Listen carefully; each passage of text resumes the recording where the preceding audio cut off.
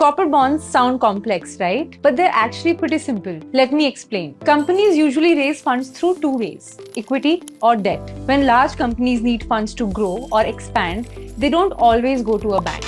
Instead, they borrow debt from investors like you or me by issuing bonds. Think of a corporate bond as a loan, but you are the lender.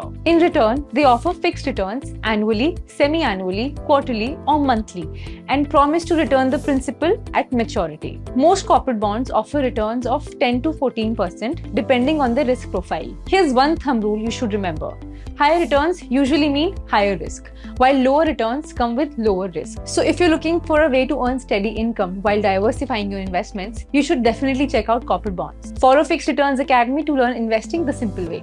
Investments in debt securities, municipal debt securities, securitized debt instruments, mutual funds are subject to risks, including delay and/or default in payment. Read all the offer-related documents carefully.